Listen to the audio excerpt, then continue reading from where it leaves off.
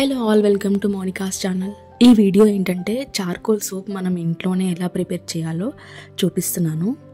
And మీరు first time మన ఛానల్కి వచ్చినట్లయితే ప్లీజ్ సబ్స్క్రైబ్.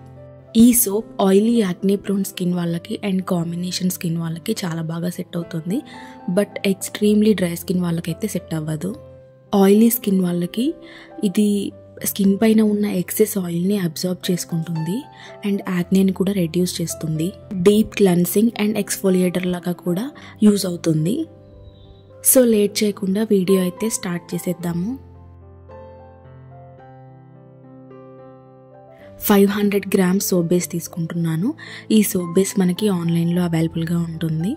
సో ఏ స్కిన్కి ఏ సోప్ బేస్ అనేది మనము కరెక్ట్గా చూస్ చేసుకోవాలి. మనం ఈ సోప్ బేస్ని ఇప్పుడు మెల్ట్ చేయాలి. సో ఇది ఈజీగా మెల్ట్ అవ్వడానికి నేను చిన్న చిన్న క్యూబ్స్ లాగా కట్ చేస్తున్నాను. అండ్ మీరు గ్రేట్ కూడా చేసుకోవచ్చు, ఫాస్ట్గా మెల్ట్ అయిపోతుంది. ఈ చార్కోల్ సోప్ కోసం గ్లిజరిన్ సోప్ బేస్ అయితే చాలా బెస్ట్ అని చెప్తాను.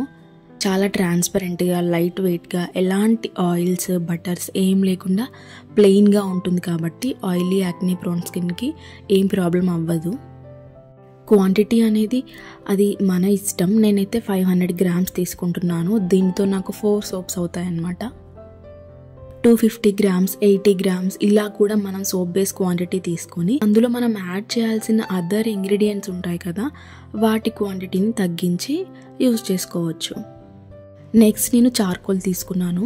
ఇదైతే నాకు మా ఇంట్లోనే ఉంటుంది. స్టవ్తో పాటు మేము కట్టెల పొయ్యి కూడా యూజ్ చేస్తాం కాబట్టి ఈజీగానే దొరుకుతుంది. లేదు అంటే మీకు చార్కోల్ పౌడర్ కూడా ఆన్లైన్లో దొరుకుతుంది. ఇది మనకు ఫైన్ పౌడర్ వచ్చేలాగా గ్రైండ్ చేసుకోవాలి. అండ్ గ్రైండ్ చేసుకున్నా కూడా నాకు కొంచెం ఫైన్ పౌడర్ లాగా అనిపించలేదు. సో నేను కొంచెం దీన్ని జల్లెడ పట్టేస్తున్నాను అనమాట. ఇంకా కొంచెం మెత్తగా పౌడర్ వస్తుంది కదా.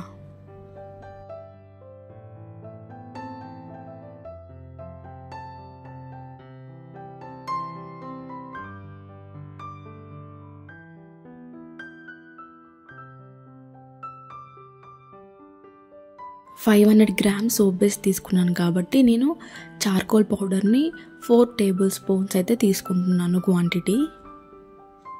మీరు ఇన్ కేస్ 250 గ్రామ్స్ అంటే సగం సోప్ బేస్ తీసుకుంటే 2 టేబుల్ స్పూన్స్ చార్కోల్ పౌడర్ అయితే యూస్ చేయొచ్చు. ఇలా ఫైనల్గా మెత్తగా పౌడర్ అయితే వచ్చేసింది. నెక్స్ట్ మనం సోప్ బేస్ని డబుల్ బాయిలర్ మెథడ్లో మెల్ట్ చేసుకోవాలి. ఇలా ఒక పెద్ద బౌల్ పెట్టి అందులో కొన్ని వాటర్ పోసి మళ్ళీ మనం వేరే బౌల్ పెట్టాలి కాబట్టి ఒక స్టాండ్ ఏదైనా, అంటే ఈ సెకండ్ బౌల్ కొంచెం స్టేబుల్గా ఉండడానికి ఒక స్టాండ్ లాంటి పెట్టుకున్నాను. లేదు అంటే అవసరం లేదు, మనం కలపడానికి ఈజీగా ఉంటుందని చెప్పి. సో ఇప్పుడు ఇందులో నేను ఈ వాటర్ మొత్తం బాగా హీట్ అయ్యాక సోప్ బేస్ అయితే యాడ్ చేస్తున్నాను. సోప్ బేస్ అయితే మెల్ట్ అవ్వడం స్టార్ట్ అయిపోయింది. సో అప్పుడప్పుడు మధ్య మధ్యలో కొంచెం మెల్లగా తిప్పుకోవాలి, ఫాస్ట్గా కాకుండా.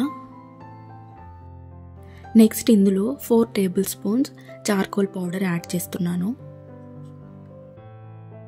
అండ్ ఒక 5 to 6 డ్రాప్స్ వరకు వైటమిన్ ఈ ఆయిల్ కూడా యాడ్ చేయొచ్చు.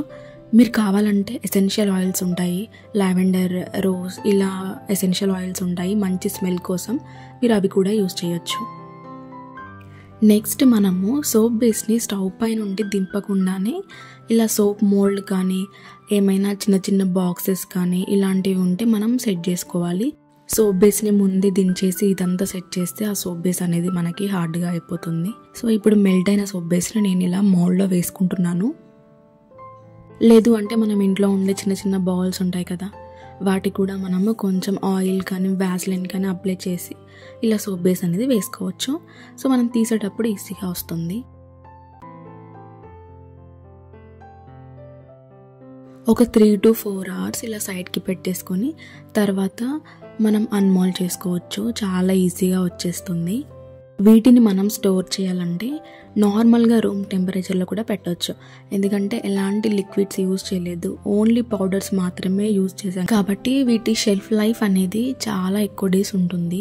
అస్సలు స్పాయిల్ అవ్వవు, ఫ్రిడ్జ్ కూడా అవసరం లేదు, మనం నార్మల్గా బయట పెట్టేయచ్చు. ఇన్ కేస్ ఇందులో మీరు ఏమైనా లిక్విడ్స్ యాడ్ చేస్తే, అంటే జ్యూసెస్ అలాంటివి యాడ్ చేస్తే వీటిని ఫ్రిడ్జ్లో పెట్టాలి. మీరు ఇన్ కేస్ ట్రై చేస్తే ఎలా వచ్చిందో మీ ఎక్స్పీరియన్స్ని అయితే కామెంట్ చేయడం మర్చిపోకండి. అండ్ వీడియో నచ్చితే లైక్ చేయండి. And don't forget to subscribe. Bye.